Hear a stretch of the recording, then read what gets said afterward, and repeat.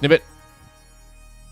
You don't get a PhD in economics by being stupid, right? They know exactly what they're doing, is my point, right? So they took $2.5 trillion out of the system. They also took the reserve requirement to zero.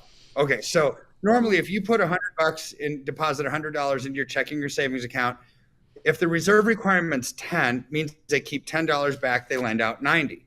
And of that 90, they'd keep $9 out and lend out 81, right? It's fractional reserve banking. You have a reserve requirement. Well, last year, they brought it to zero. So banks don't have to have any money on hand, right? When they already took $2.5 trillion out. So you look at those two things, banks are strapped for capital. They're illiquid, right? There's nothing there. So then what happened in November of 2022, which we didn't know about until, mid-January, right? Because a video was leaked of an FDIC meeting. But I don't think you have much hope of reaching a public that doesn't have a professional need to know. I completely agree with that. I almost think you'd scare the public if you put this out. Like, why are they telling me this? Should I be concerned about my bank?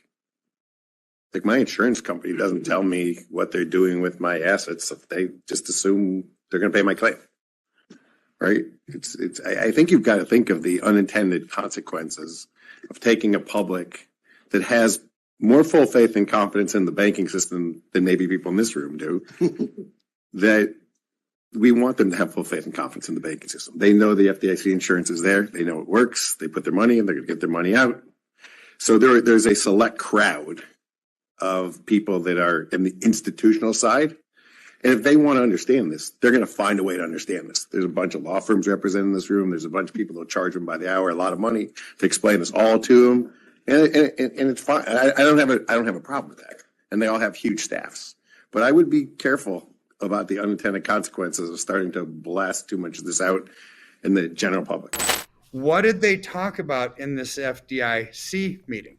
Okay, this is where it gets a little bit squirrely. So there's these FDIC officials and they're talking and they're saying, interrupted. So there was like a bootleg video that happened during the meeting and they probably heard, oh boy, we should probably get this one on video is what they were thinking. Because these guys are talking and saying, we can't let the public know about this.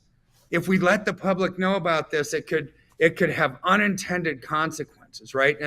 But we have to let the bankers know that there's an impending market collapse, right? It's like words have meaning. Mm-hmm. You're writers, you're producers, and you know that words have meaning, right? So yeah. It's not like they were saying there's a collapse coming 5-10 years down the road. No. An impending market collapse that we can't let the public know about what we're going to be talking about here because it would have unintended consequences. What are the unintended consequences? A run on the bank. Wow. Well, what they were talking about. So this is FDIC, right? So the insurance that every one of us has on our bank accounts. Our bank account should be the safest thing that we have, right? It's not tied to the stock market. It's not tied to the bond market, so we think. But you know what? Yes, it is. Yeah. Because what do banks do with that money that you deposit? They invest it into the stock market, bond market. They give real estate loans. They do whatever banks do to make money. So it is tied to the market. So FDIC, we're all accustomed to opening up a checking account. We have $250,000 of the coverage on that account. So we don't have to worry about it going away. Or do we? Right? Yeah. So this is what this meeting was about. And so what we know now after this meeting is that the FDIC has $125 billion of assets. How many bank deposits are they covering with that $125 billion? $9 trillion. So there's $9 trillion worth of checking savings account, people in America that have money in the banking system. It's only covered with $125 billion. What is that percentage? That's 1.388%. Of all deposits in America in the banking system are actually covered by FDIC. Okay. Did you know that My Pillow actually has way more than just pillows? I mean, of course, they have pillows, but they also have blankets, slippers, towels, travel pillows, dog blankets, mattresses, sheets, and even more pillows. So to check out all of the things that they have over there, go to SPEROPillow.com and you'll get 66% off of your order today. But make sure that you use the promo code SPERO. Hello, I'm Mike Lindell, and I'm excited to bring you my biggest bedding sale ever just in time for Christmas. Get my Giza Dream bed sheets for as low as $29.98. A set of pillowcases, only $9.98. Rejuvenate your bed with a MyPillow mattress topper for as low as $99.99.